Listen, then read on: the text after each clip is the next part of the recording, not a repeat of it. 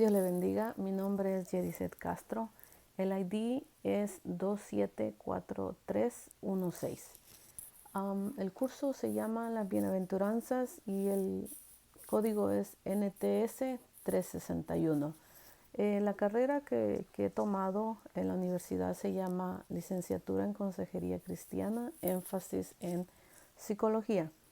Voy a hablar un poquito acerca del libro El único camino a la felicidad, las bienaventuranzas, escrito por John MacArthur.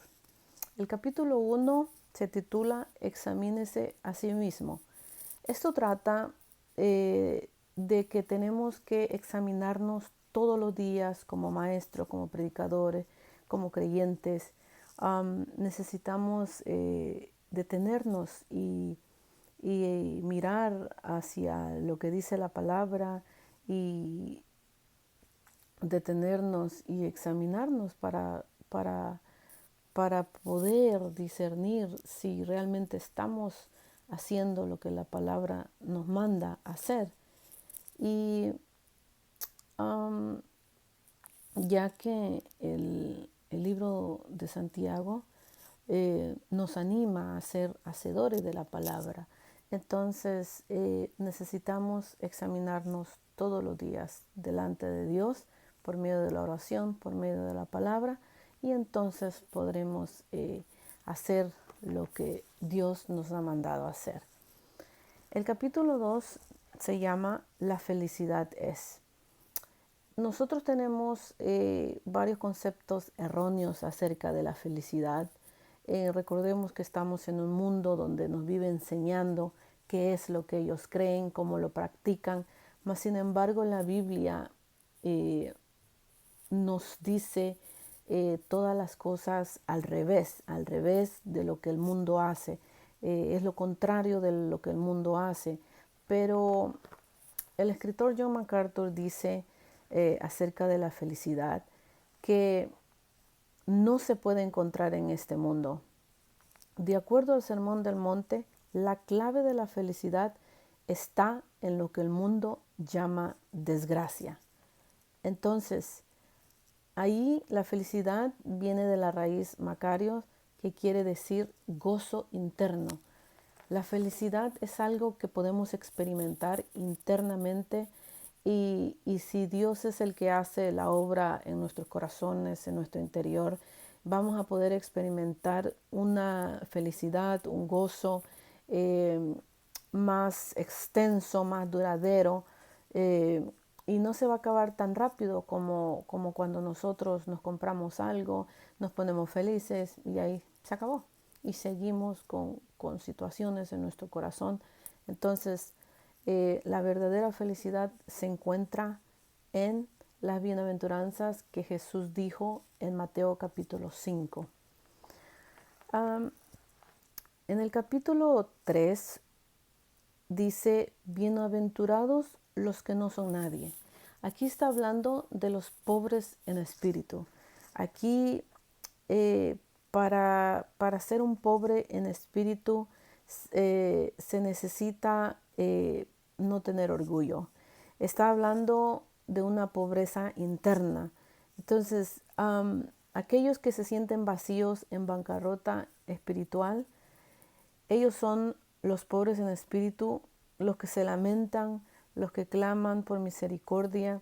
Y uno de los mejores ejemplos que podemos ver en la Biblia es la del publicano y el fariseo, que van juntos a la misma hora a orar, mas sin embargo las actitudes de cada uno de ellos es diferente. Y Dios en su palabra nos puede mostrar a través de esos dos ejemplos de quién era el que tenía la actitud correcta, como la del publicano. Era un hombre que realmente le pesaba el pecado, le pesaba fallarle a Dios. Decía en su oración, sé propicio a mi pecador. Y en uno de los detalles dice que ni siquiera podía levantar su rostro hacia el cielo porque me imagino que sentía pena, sentía dolor, sentía que no se atrevía a mirar hacia el cielo y vemos la otra comparación de que el fariseo va directamente y levanta y dice gracias porque no soy como los otros, considerándose lo que él hacía era lo bueno delante de Dios y tal vez se consideraba que era mejor que las otras personas. Y aquí estamos hablando de pobreza, de no tener absolutamente nada.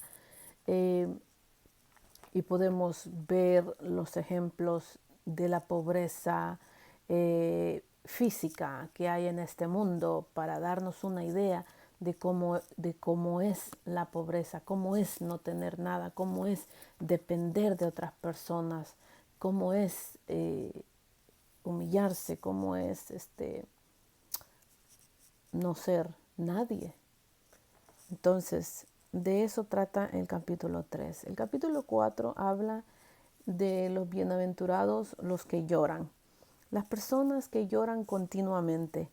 Um, Hay un sufrimiento general que nosotros conocemos y hay uno inapropiado.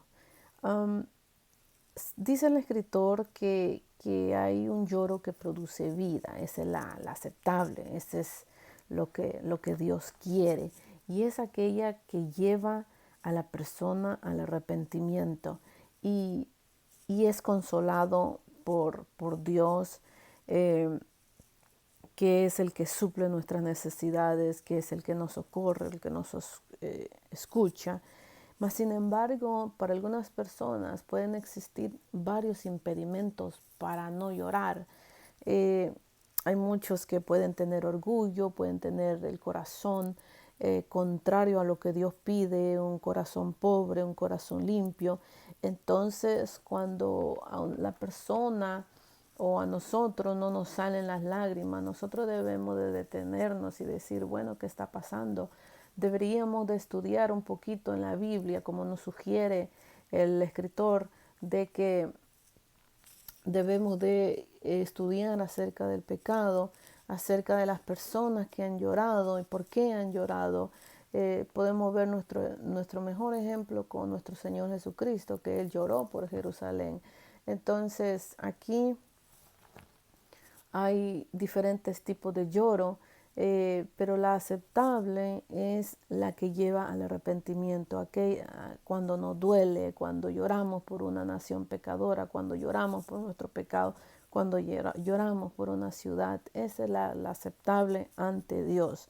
Y lo otro, sabemos que muchas veces nosotros lloramos porque no aceptamos la muerte del ser querido, porque a veces anhelamos cosas y no la obtenemos, pero en fin, um, el capítulo 3 el capítulo 4 de eso se trata, de los que lloran. Entonces, capítulo 5 dice, bienaventurados los mansos. Los mansos, mire, la enseñanza de Jesús acerca de la mansedumbre era contrario a lo que el público de Jesús estaba acostumbrado a hacer. Um, la mansedumbre no es debilidad, no significa impotencia, sino que es poder bajo control. Es tener poder de hacer muchas cosas y nos detenemos porque estamos sometidos a la voluntad de Dios, estamos sometidos a la soberanía de Dios. Entonces significa, dice, domar al león, domar al animal, que muchas veces yo digo llevamos dentro. Entonces es aquel que, que, que usa su poder o lo que la persona tiene,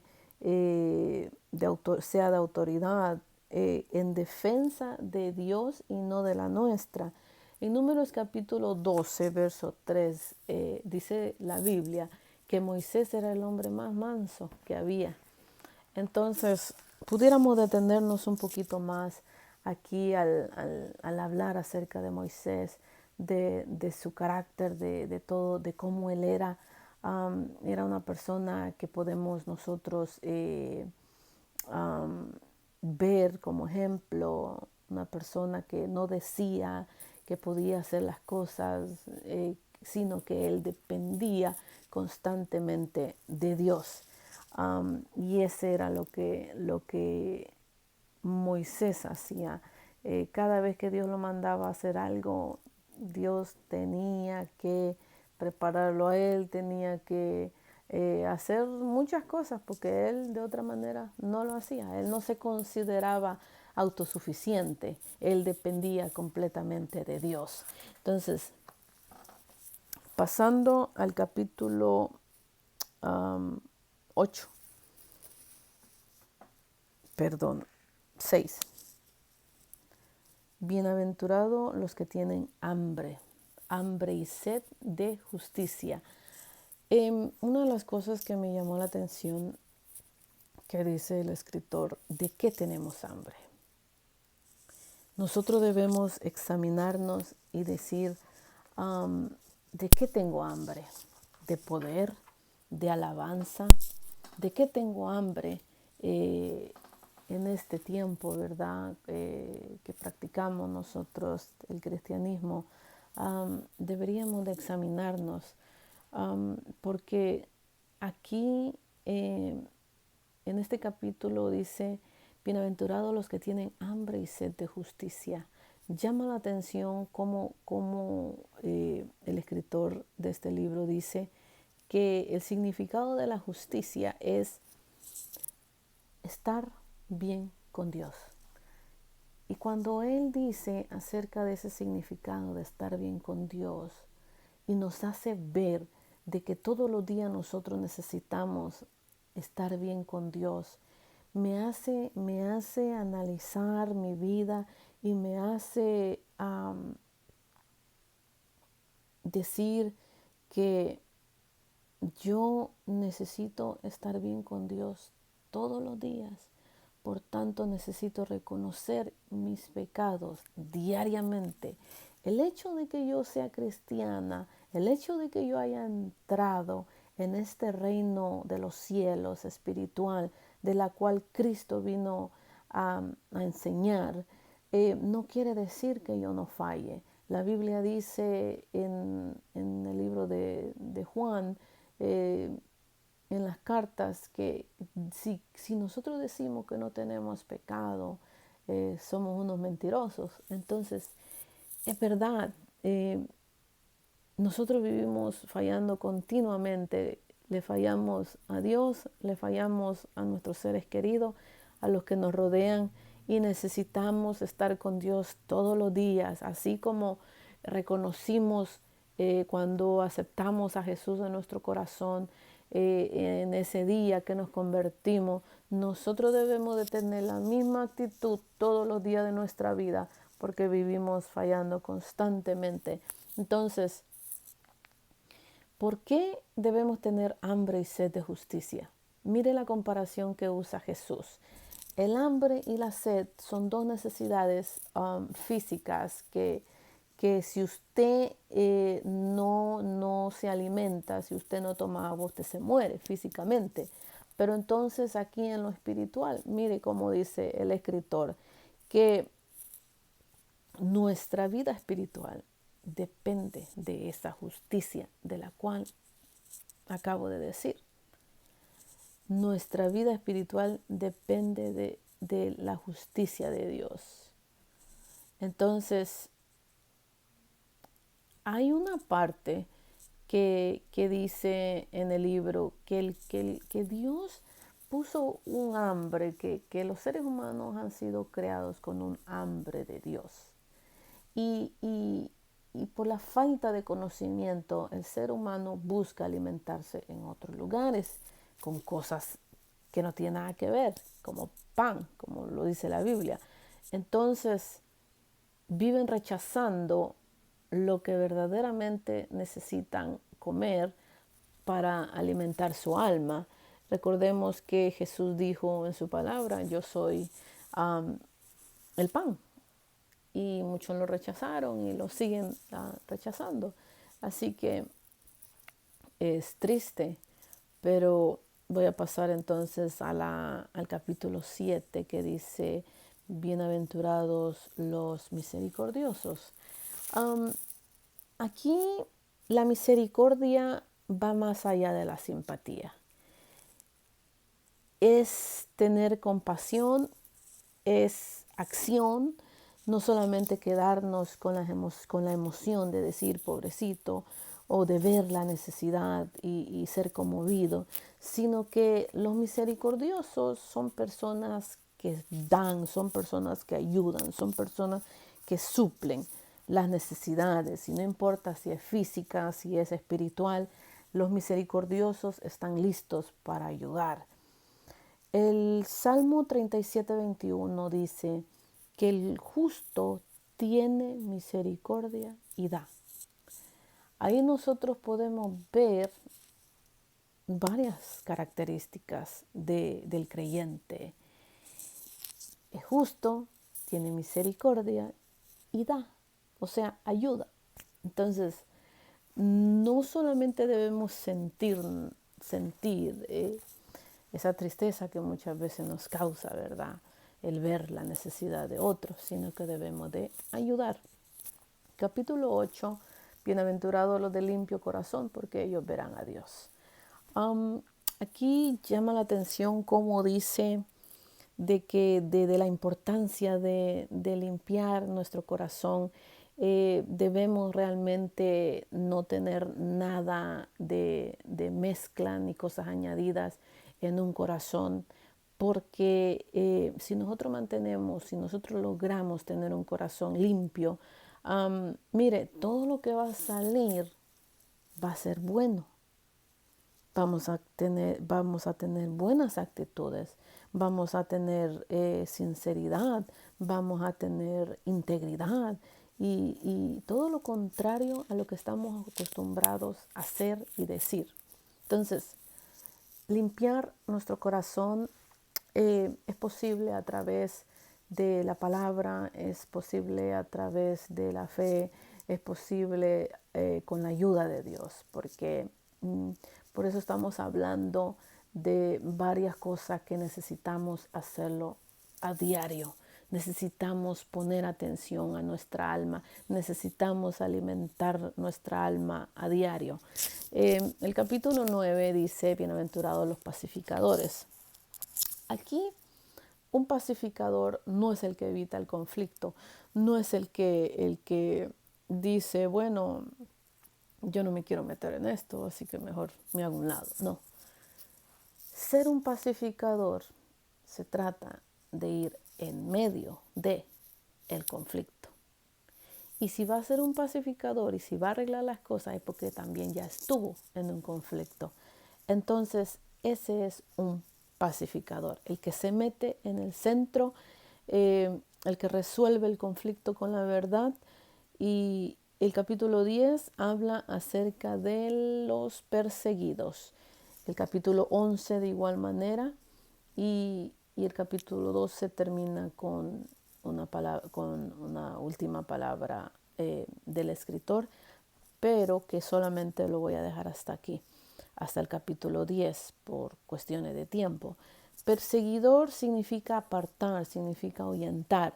Y también la Biblia dice en el capítulo 12, en el libro de la parte 2 del capítulo, hablando de los perseguidos, también menciona la palabra vituperar, que significa injuriar, difamar, acosar. Entonces, como cristianos vamos a causar un sinnúmero de cosas que al mundo no le va a gustar. Vamos a ser perseguidos, vamos a ser vituperados, pero debemos de tener en cuenta lo que dice el capítulo 12 de Mateo 5, de que nosotros debemos de gozarnos y alegrarnos porque nuestro galardón es grande. Así que el Señor le bendiga. Hasta aquí voy a dejar este video por cuestiones de tiempo.